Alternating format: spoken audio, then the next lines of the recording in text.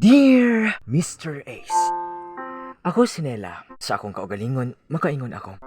Swerte gihapon ko sa akong kinabuhi. Mr. Ace, nasuwayan ko ang sakit sa gugma. Nga nahigugma ako pag-ayo sa usa ka lalaki nga akong gipakaingon ug para na gid kanako. Apan dili di ay. Siya si Jedmar. Giabot lang mi niya. Pero sa Tagalog pa, hindi kami tinadhana. Wala giingon nga pinagtagpo pero hindi tinadhana, Mr. Ace. Mo'y hinungdan, siya ang mibuhi sa among relasyon. Ang kunon ko, dugay ko nakamove on sa amuang breakup ni Jedmar, Mr. Ace. O nagpasalamat na lang ko kay may mga higala ko nga mo imitabang nako nga madawat ko ang bahay namo ni Jedmar. Tuod man sa hingpit, ako nadawat nga dili siya para nako. Padayon ko sa giingon, ligid sa kinabuhi. High school graduate lang ako natapos. Og nanimpalad ako sa pagpanarbaho.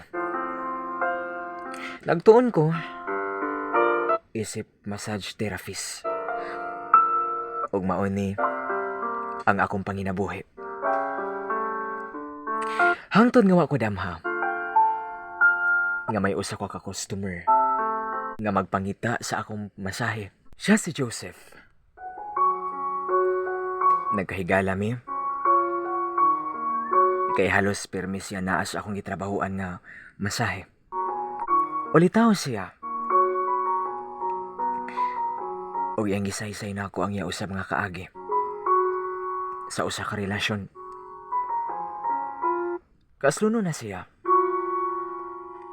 sa maunta nga babae nga mahimo na niyang asawa.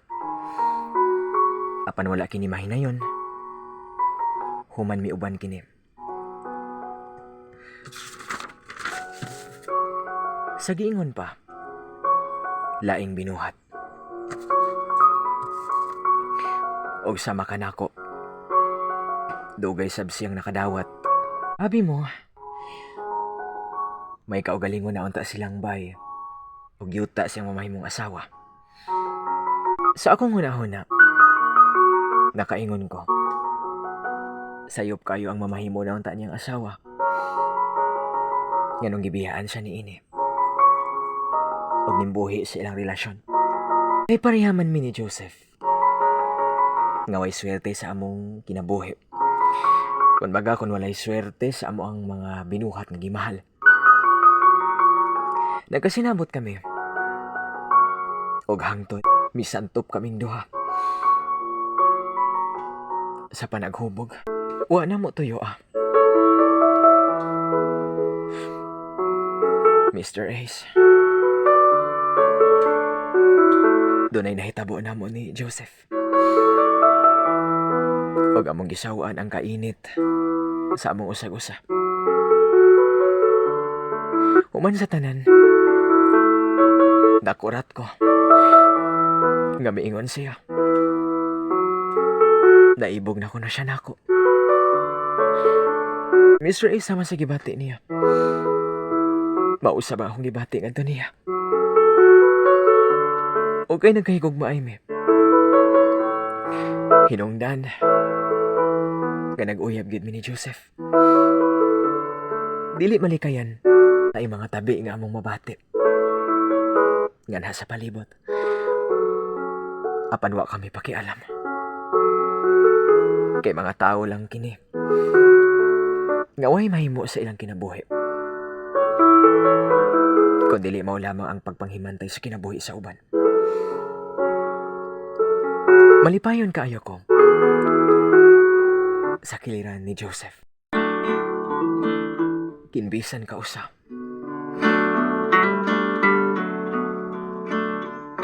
Wa ko niya ipasakitan. ug sama sa kadako siyang gugma nga rin ako. Ingon sab ako nga na kaniya, Mr. Ace. Labaw pa sa kadako siyang gugma nga rin ako. Ang gibati ko para niya.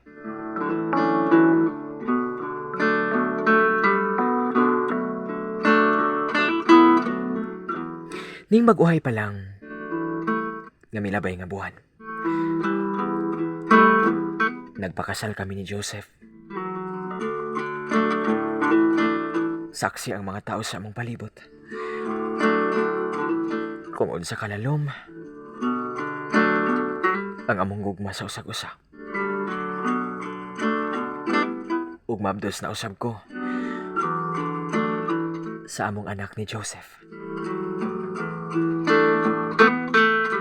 Sa mga naminaw,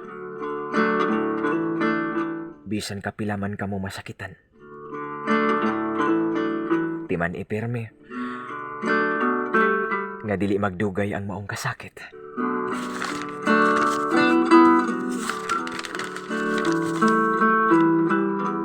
Kung masakitan man ta, wala ka na nagpasabot nga hangtod sa hangtod ang maong kasakit. Moabot ra gyud niya ang panahon nga adunay tao nga mo'y gitagana alang kaninyo. Ug bahin sa mga tao sa inyong palibot, ayaw ninyo silag paminawa.